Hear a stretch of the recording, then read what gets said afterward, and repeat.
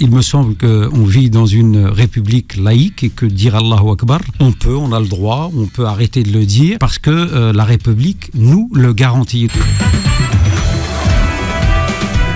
La matinale avec Kim sur Beurre FM. Parmi nous ce matin, un invité et mesdames et messieurs, c'est un plaisir de le recevoir. Il s'appelle Farid Abdelkrim. Son spectacle, écoutez bien. Alors là, je sais, ça va faire réagir, ça va faire bondir. Je pense à faire bondir certains et certaines qui ont, comment dirais-je, l'esprit un peu obtus. Allahu Akbar. Vive la République. Alors là, je vous le dis tout de suite, je sens que je viens de perdre des gens. Ils sont en PLS. Bonjour, monsieur Farid Abdelkrim. Bonjour, DJ Kim. Merci pour appelle-moi Karim direct. Merci Farid. Karim, Voilà. et merci pour l'invitation. Voilà, mesdames et messieurs, j'ai pas eu le choix parce que je tiens à préciser que c'est un grand du quartier à Nantes. Voilà, c'est quelqu'un que j'ai connu très très jeune et il faisait partie des sportifs très très impliqués, on va dire, sur la ville. Il était déjà, comment dirais-je, impliqué à plein de niveaux, notamment associatif, etc. Voilà, ça a toujours été quelqu'un de dynamique. Vous l'avez. Alors, Farid Abdelkrim, il a eu plein de vies. Hein. Il a eu plein de vies en une seule vie, machallah. Il a vogué dans plein de domaines. Alors, on va essayer de te représenter à celles et ceux qui ne te connaissent pas. Certains te connaissent et vont avoir plaisir justement à écouter un petit peu ce que tu vas partager avec nous. Mais avant de parler de toi, je voudrais revenir sur le titre quand même pour que on puisse expliquer ce titre. Allah Akbar, vive la République. Avec un point d'exclamation, s'il te plaît. Voilà. Traduction à littérale pour celles et ceux qui nous écoutent. Parce que tu sais qu'aujourd'hui, malheureusement, si tu dis Allahu Akbar, par exemple dans la rue, soit on te snipe, ça c'est une possibilité, hein, soit on t'interpelle, parce que malheureusement, les mots ont un sens. Et en France, on a une particularité, c'est qu'on arrive beaucoup à déformer ou à détourner le sens noble des mots. C'est comme le mot laïcité qui a été galvaudé, et j'en passe et des meilleurs. Que signifie ce titre, Farid Abdelkrim ? Alors, Allahu Akbar, pour répondre à ta première question, la traduction c'est Dieu est plus grand. Donc pour un croyant, il est plus grand que tout, effectivement, mais c'est une dimension spirituelle. Et dans ma démarche avec ce spectacle, il s'agit d'une réappropriation culturelle et spirituelle, d'une parole trop souvent prise en otage par des gens qui veulent en faire effectivement quelque chose à quoi ça ne sert pas à l'origine. Donc il me semble qu'on vit dans une république laïque et que dire Allahu Akbar, on a le droit, on peut arrêter de le dire parce que la République nous le garantit. Donc Allahu Akbar, vive la République, c'est une forme de consécration, une forme de glorification de ces deux expressions qui pour moi ne sont pas antinomiques. Au contraire, il y a une compatibilité entre ces deux termes et dire Allahu Akbar, vive la République comme ça d'emblée sur une affiche, c'est dire que la conciliation, la réconciliation est possible. Donc voilà le sens de ma démarche. Quelles sont les réactions à ce titre, Farid ? Bon, je te connais, je sais que tu es quelqu'un de cultivé, intelligent, parfois provocateur dans le bon sens du terme. Tu aimes faire réagir, on va dire, tes vis-à-vis. Quelles ont été les réactions, que ce soit de la presse, des médias, peut-être de certains politiques ? Est-ce que d'ailleurs, ça ne freine pas finalement ta production de ce spectacle sur scène, ou alors est-ce qu'il y a des réticences parfois ? Alors, tu fais bien de poser la question, et dans ta question, il y a la réponse. Il y a effectivement beaucoup de frilosité aujourd'hui, mais pas seulement du côté de ceux que tu viens de citer, même du côté des musulmans. Il y en a qui se disent, qu'est-ce que c'est que ces conneries ? Allahu Akbar, ça n'a rien à voir avec la République. Voilà, c'est deux choses qui ne vont pas ensemble. Pourtant, cette religion qu'est l'islam, la manière qu'on a les uns et les autres de l'aborder, devrait nous permettre de comprendre qu'il y a possibilité en vérité de réconcilier les deux. Alors, il y aura toujours des gens qui considéreront que c'est un titre provocateur. Moi, il y a même des gens qui m'ont dit, on veut bien t'inviter pour jouer ton spectacle, mais change de titre. Ah oui, carrément. Ouais, sauf que moi, tout est dans le titre. Jamais, bien sûr. Non, mais tout est dans le titre. Mais bien sûr. Tout est dans le titre. Et d'ailleurs, le visuel de l'affiche, qui est extrêmement intéressant pour celles et ceux qui sont un petit peu au fait d'un certain nombre de grands auteurs français, c'est un clin d'œil à Victor Hugo qui a fait cette photographie dans laquelle il tient cette pose. Donc, quand tu compares les deux, c'est exactement la même chose, parce que Victor Hugo, et j'en parle dans ce spectacle, parle de l'islam, il parle du prophète Mahomet, comme il le dit lui-même. Il a même consacré un très long poème qui s'appelle L'an 9 de l'Hégire, dans lequel il fait un tableau du prophète absolument élogieux, et ça, il est important de le dire pour arrêter de trop focalisé sur ceux qui veulent descendre cette possibilité qu'on puisse faire société ensemble et qu'on puisse vivre ensemble. Ça, c'est important, le vivre ensemble. Et c'est vraiment, justement, un peu l'orientation de ce spectacle, voire totalement contrairement à ce qu'on peut imaginer, ou en tout cas certains imaginent, et puis contrairement aussi à ce qui est véhiculé par bon nombre de médias. Cette société française, elle peut être effectivement divers et variée. On peut se respecter, avoir ses différences, et finalement aller dans le sens positif du terme, dans le sens où la France, eh bien, elle se nourrit de cette différence. Certains ne veulent pas l'accepter, d'autres, eh bien, continuent d'avancer, sans d'ailleurs prendre en compte ces propos qui sont haineux du quotidien. Comment toi tu le vis justement cet instant, ce moment? On a quand même le RN qui progresse, on a un ministre de l'Intérieur qui stigmatise beaucoup, j'assume mes propos, la communauté musulmane, à mon sens d'ailleurs, malheureusement, et on en a beaucoup parlé sur Beurre FM. Il a mis bon nombre d'heures avant de réagir à la mort d'Aboubacar Cissé avant de se rendre, et encore même pas sur le lieu où la personne est décédée, notre concitoyen, mais simplement sur il y a une forme comme ça de rejet finalement de l'islam dans les plus hautes sphères de l'État. Alors, il y a effectivement un réel problème aujourd'hui dans la perception et l'appréhension qu'on peut avoir de cette religion qui est la dernière venue ici en France et qui concerne un grand nombre de nos concitoyens. On estime à peu près à 6 millions le nombre de musulmans, mais bon, moi ça fait des années que j'entends ce chiffre. Entre-temps, je pense que les musulmans, ils ont fait des gosses, et pour certains, pas qu'un peu. Donc... mais supposons que ce soit les 6 millions de musulmans, effectivement. Donc, il s'avère qu'il y a un vrai problème et dans la présentation et dans le rapport avec l'islam. Mais ça, c'est pareil, j'en parle dans le spectacle. C'est-à-dire que pour moi, il y a un problème d'histoire. C'est-à-dire, qu'est-ce que nous dit l'histoire quant à cette présence ici en France et plus largement en Europe? Il y en a qui voudraient faire de l'Europe un club très sélect, très fermé, de culture gréco-romaine et de tradition judéo-chrétienne. C'est totalement faux. L'Europe est également de culture arabe et de tradition musulmane. Il suffit de se replonger un petit peu sur cette histoire pour savoir que, eh bien, ce sont des fidèles musulmans, des gens de cette religion qui ont sorti les Européens des ténèbres de la barbarie dans lesquelles ils étaient. Si tu me le permets, Karim, je t'en prie. Je vais citer ici un médecin anthropologue français qui a dit « Il demeurera toujours humiliant de songer que c'est à des infidèles que l'Europe chrétienne doit d'être sortie de la barbarie. Et une chose si humiliante en apparence ne sera que bien difficilement admise. » C'est-à-dire qu'on n'admet pas cette idée qu'à un moment donné, l'islam et les musulmans sont venus apporter de la lumière. Il faudrait se reporter à tout cela et dire aux gens, vous faites fausse route. C'est-à-dire que ça fait partie de l'histoire, ça fait partie de cet héritage. Charge à nous, qui sommes les héritiers de cette histoire, bien d'essayer de la transmettre, de la communiquer, de la populariser, de la médiatiser, et c'est ce que je fais avec le spectacle. On va aussi partager tes réseaux sociaux, parce qu'il y a peut-être des gens qui ont envie de venir te suivre et qui vont pouvoir s'abonner à tes comptes pour avoir toutes ces dates. Ouais, bah écoute, moi je crois que j'ai une page Facebook qui s'appelle Un Musulman qui te veut du bien. Alors Facebook, c'est un peu ringard, il paraît. Je suis un peu sur Instagram. Ah, disons que ça fait pas partie des trucs les plus tendances. Ouais, c'est ça. C'est pas la hype, comme diraient aujourd'hui les jeunes. Mais bon, moi j'ai commencé avec ça, je suis un peu avec ça. J'ai une petite chaîne YouTube sur laquelle il y a un certain nombre de vidéos intitulées, c'est une web-série, Un Musulman qui te veut du bien. Et puis je crois que j'ai un compte sur X. C'est tout, je suis pas sur TikTok ni sur... je maîtrise pas beaucoup ces choses-là, c'est lié à mon âge, mais bon, on va essayer de j'ai voulu me faire croire qu'il avait 90 ans, Farid. Non, mais c'est un truc qui nécessite une maîtrise, c'est d'accord avec moi, Karim? Oui, bien sûr.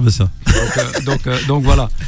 Bon, Farid Abdelkrim, en tout cas, ce spectacle, comment se déroule le spectacle? Parce que moi, je suis curieux de savoir, est-ce que c'est un spectacle plutôt sérieux? Est-ce qu'il y a de l'humour? Est-ce qu'il y a de la musique? Comment ça se passe, se dérouler? Alors, et combien il dure de temps aussi? Et c'est un seul en scène. La première fois que je l'ai joué, il a duré 1h45, donc c'est trop. Donc je l'ai fait descendre à 1h15. Donc il y a des choses qui sont assez sérieuses. C'est un ton plutôt léger, un peu humoristique, dans lequel j'ai voulu, moi, parce que j'ai été dans une autre vie, comme tu le disais, j'en ai eu plusieurs chanteurs, et donc j'aime remettre sur la scène ce talent que j'ai. D'ailleurs, je dis toujours qu'en quittant la chanson, parce que je chantais dans un groupe dans les années 80, Kim, qui s'appelait Chèque en bois. Donc j'étais chanteur de ce groupe. J'adore les titres de Farid Abdelkrim. Ouais. Non, c'est pas moi. Non, là je suis arrivé dans le groupe. Non, mais c'est pas ça. Mais ils avaient déjà le nom du blaze. Voilà. Mais, attends, j'ouvre le micro, Aurore. Pardon, Aurore. Il y a un jeu de mots avec chèque. Non, pas du tout. À l'époque, on n'était pas du tout dans ces... Il n'était pas encore dans cette moi, dynamique. Pas du tout. Et puis, bon, à 18 ans, je me convertis à l'islam. Je décide de revenir à l'islam à cause d'un événement dramatique. Un jeune du quartier s'est fait tuer d'une balle en plein cœur par un gendarme auxiliaire. Et donc, je deviens musulman très, très pratiquant. Et j'arrête la musique parce que je considère à l'époque que c'est haram. Et j'aime dire que la France a été privée pendant 25 ans, c'est-à-dire toute la période que j'ai passée chez les frérots, chez les jojo, ils ont été privés de leur Elvis Presley national. Donc, qu'il ne s'inquiète pas, il est de retour et dans le spectacle. Donc, je me permets de chanter une chanson, c'est un gospel. Puis, je me permets aussi de rapper, mais je raconte aussi des histoires. Il y a de la poésie, il y a des citations, et puis il y a des blagues. Et on parle du grand remplacement, on parle de la remigration.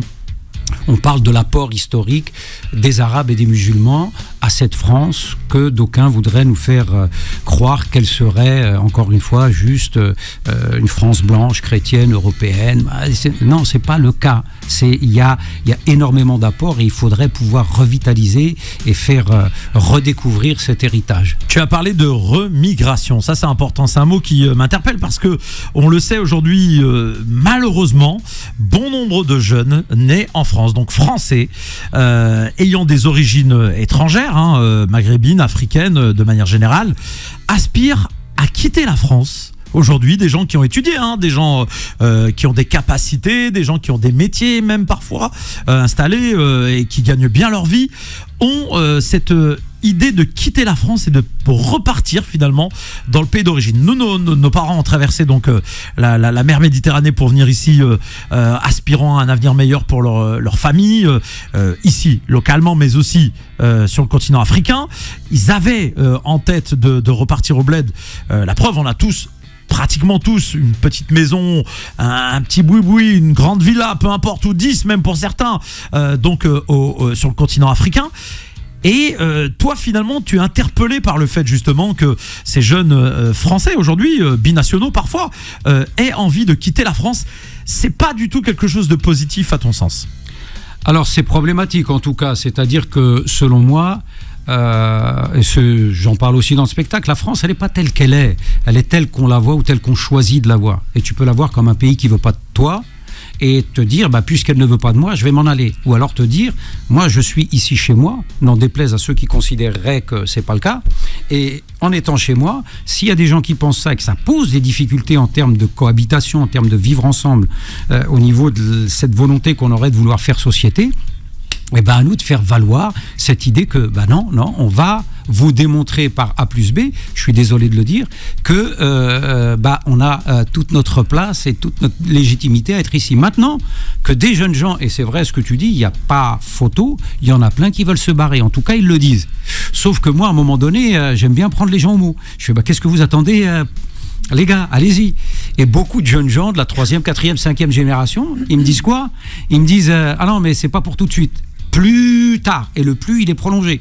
Plus tard, pourquoi? Si vraiment c'est pas le cas, il faut partir dès maintenant. Sinon, il faut se battre et faire en sorte qu'on cesse cette stigmatisation dont tu parlais tout à l'heure, le fait que on pourrait considérer certains citoyens non pas comme étant des citoyens à part entière, mais des citoyens entièrement à part, ce qui est absolument inadmissible dans un pays comme la France, quand on sait qu'ils sont les fondateurs de cette république, de cette laïcité qui fait qu'en fait, on est tous des citoyens dans cette communauté de citoyens.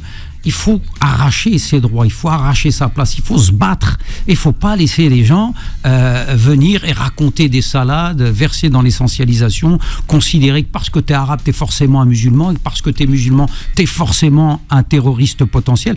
Moi, je travaille beaucoup en prison, je suis médiateur en milieu carcéral, et je rencontre beaucoup de jeunes gens qui sont de tradition, en tout cas qui l'affirment, de tradition musulmane, et beaucoup de gens d'origine arabe.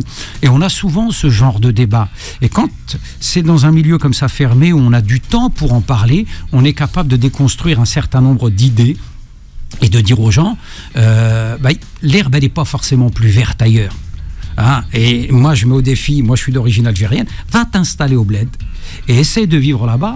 Peut-être que tu vas y arriver, mais peut-être que... Alors, il y a une étude qui est sortie qui s'intitule « La France, tu l'aimes, mais tu la quittes ». Moi, j'ai envie de dire, la France, tu l'aimes, et tu te défonces pour faire en sorte qu'elle soit encore plus aimable. Donc, n'en déplaise à ceux qui voient ça d'un très mauvais œil. Tu parlais tout à l'heure, et on a évoqué ça rapidement dans ton parcours, parfois il y a des jeunes qui effectivement vont se convertir à l'islam et avoir une pratique, on va dire, rigoureuse de cette religion. Parfois aussi par méconnaissance peuvent être manipulés par les uns ou par les autres. Quel conseil tu peux justement peut-être partager après ton expérience et ton âge certain, même si tu es très jeune, Lahi Barak. Non mais c'est important parce que voilà, je sais que tu connais un peu toutes les sphères, on va dire entre guillemets associative, politique et toute cette direction de la religion ici en France et ailleurs. La manipulation existe, on voit aussi des Français convertis à l'islam et parfois d'ailleurs quand on entend des choses ici ou là, c'est pas des prénoms à consonance arabisantes ou berbères qu'on entend, c'est bien des prénoms franco-français et là ça nous interpelle et on se dit qu'est-ce qui se passe? Alors, quel conseil tu peux donner à ces gens? Vers qui se diriger finalement quand on a envie de pratiquer sa religion pleinement, de manière épanouie, tout en étant dans cet espace qu'est la République française, en respectant le cadre de la loi? C'est quoi le conseil? Alors, je ne parlerai pas de conseil parce que je pense pas que je sois dans la posture de pouvoir donner conseil à qui que ce soit. Je parlerai juste de mon expérience et de ce que j'en ai tiré. C'est ce que je fais d'ailleurs quand je vais en prison. Je considère que les individus vont à leur rythme et qu'on est tous en train de suivre une trajectoire. Et qu'une trajectoire, comme son nom l'indique, il y a un point de départ et un point d'arrivée. Et on est quelque part entre les deux. Et entre les deux, on continue à se construire, etc. Moi, ce que je peux dire de mon expérience, c'est que d'abord, l'islam ne fait pas le musulman. C'est le musulman qui fait l'islam. Donc je laisse les auditeurs prendre le temps de bien méditer ça. L'islam ne fait pas le musulman. C'est le musulman qui fait l'islam. Donc l'islam sera l'image de ce que tu en feras. Ce que je sais également, c'est que l'islam, c'est pas un sprint. C'est un marathon. C'est un cheminement qui va prendre des années. Et que pendant ce cheminement, eh bien, il va y avoir des hauts et des bas, il va y avoir des questionnements. C'est ce qu'il faut absolument pouvoir rencontrer sur son chemin. S'il n'y a pas de questionnement, s'il n'y a que des certitudes, c'est mort. En vérité, je pense que toute personne qui chemine doit être traversée par tout un tas de questionnements sur l'existence de Dieu, sur ce qu'il attend de nous ici-bas. Et ça demande du temps, ça demande de la patience, ça demande un peu de sagesse. Quand tu prends de la bouteille, tu te dis ouais, ce que je faisais il y a 30 piges, je ne le referai pas aujourd'hui. Et surtout, il faut prendre le temps d'étudier. On vit à l'ère des réseaux sociaux.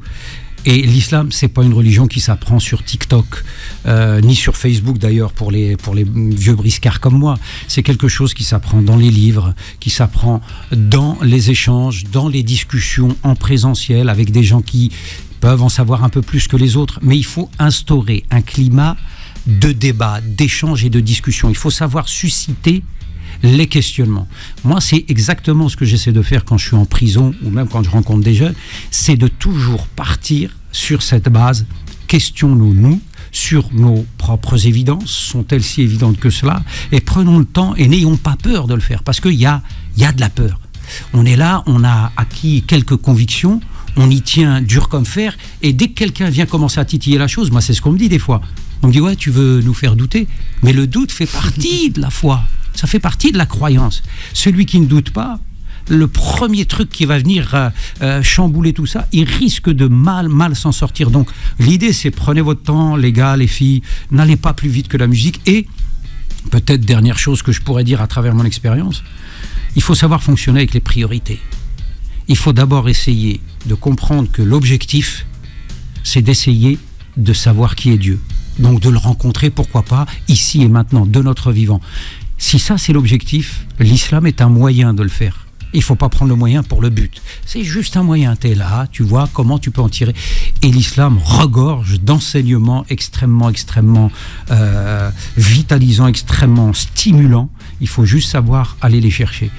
Mais, je le dis toujours, quand quelqu'un vient et vous affirme quelque chose, prenez le temps d'aller vérifier si oui ou non c'est vrai, si ça tient la route et s'il n'y aurait pas d'autres manières de voir les choses. C'est incroyable en fait le destin, comment le destin est fait, Farid Abdelkrim. On était à Nantes, Bellevue, chacun vaquait à ses affaires. Bon, moi j'étais sur Jet FM, la petite radio associative locale. D'ailleurs, petite parenthèse, avant de revenir sur le morceau, je salue toute l'équipe de Jet FM parce que j'ai compris ces dernières heures là, j'ai reçu un petit message qu'ils avaient quelques difficultés économiques, qu'ils avaient été obligés de licencier quelques salariés donc de cette radio associative. Je suis de tout cœur avec eux et bien sûr, je vais prendre contact avec Jet FM parce que voilà, c'est la radio qui m'a permis de me lancer dans ce domaine. Je faisais tous les vendredis une émission qui s'appelait Jet Rail à destination des familles mais aussi des détenus de la région, etc. Ça m'a valu quelques problèmes des fois avec la police là-bas parce qu'on passait quelques petits messages à l'antenne, etc. Donc des suspensions et j'en passais des meilleurs, mais bon, ça fait partie de mon histoire et je lâcherai jamais évidemment Jet FM et on va essayer de les aider parce qu'ils ont ouvert apparemment une cagnotte pour les soutenir. Donc je vais essayer de faire marcher mes réseaux et leur apporter concours, même si j'ai plus aucun lien avec cette radio, mais j'oublie pas qui m'a permis d'arriver là où je suis aujourd'hui. T'as un lien avec moi parce que je suis souvent intervenu chez eux, chez Jet FM, qui effectivement est une radio dont on a absolument besoin. C'est le monde associatif, faut pas le tuer, il faut essayer au contraire de l'encourager et de faire en sorte qu'une radio comme celle-là puisse continuer, puisque ça a donné des gens comme toi, Karim, et puis ça a permis à des gens comme moi de pouvoir prendre la parole, mais pas que. Exactement. Donc le lien est toujours là. Bon, la radio de Jean-Marc Ayrault à l'ancienne, notre poteau Jean-Marc Ayrault qui est devenu ensuite Premier ministre, que j'allais embêter à la mairie de Nantes dans son bureau sans rendez-vous. Excuse-moi Jean-Marc de t'avoir fait la misère au nom du quartier de Bellevue notamment. Bon, on va bientôt conclure, il nous reste 2-3 minutes. Farid Abdelkrim, ce morceau à l'instant, on le sent, finalement c'est le morceau d'un citoyen qui n'abdiquera pas, un citoyen qui continuera de lutter pour imposer tout simplement la réalité, qu'elle saute aux yeux de tout le monde. On est là, on existe et on est en place et rien ne va changer, au contraire, on ne peut que progresser. Oui, c'est en réponse... sans agressivité aucune, évidemment. Non, de toute façon, c'est dans un cadre très précis, on est sur une scène, mais on est juste en train de dire que ceux qui imagineraient à un moment donné que la remigration c'est quelque chose de sérieux, que ça ne l'est pas du tout, mais au cas où il y en a qui le prendraient au sérieux, la réponse, elle est artistique. Alors je ne sais pas si les rappeurs qui ont entendu ce que j'ai fait ce matin peuvent me dire oui, bon, écoute, ça passe, on va accepter le truc, si c'est validé ou pas. Je sais pas si je passerai. En tout cas, ça le mérite, ça le mérite d'exister. Ouais. Et l'art, tu as beaucoup de talent et le rap est un art effectivement pas évident, pas facile, mais voilà, ça a un sens. Après, on apprécie pas, on aime pas, mais l'essentiel, ça le mérite d'exister. Tu as les salutations d'un ami commun. Tiens, je viens de recevoir excuse-moi, je fais tout en temps réel. Vas-y. Et cet ami commun, c'est Monsieur l'imam Abdelali Mamoun qui dit bravo, je vous écoute. Voilà. Super. Il a dit qu'il voulait acheter ton CD. Voilà, il a dit je serai le premier. Non, voilà. Je lui offrirai, pas de souci. Non, faut lui faire payer, il a de l'argent. Alors tu paieras. Donc en une minute, merci beaucoup Farid Abdelkrim évidemment d'être passé nous voir. Je rappelle que ton spectacle s'intitule Allah Akbar, vive la République. Spectacle qui tourne un peu partout en France, mais aussi dans les prisons. Rappelons une nouvelle fois tes réseaux sociaux, c'est très important. Alors Instagram, c'est hashtag, c'est comme ça qu'on dit, oui. le chiffre 1, Muslim, M-U-S-L-I-M, qui te veut du bien, Muslim qui te veut du bien. Je suis sur Facebook avec le même truc, un Muslim qui te veut du bien. Et puis la chaîne YouTube également, et sur X, c'est pareil. Merci beaucoup Farid Abdelkrim. Merci à toi Karim pour cette invitation, merci.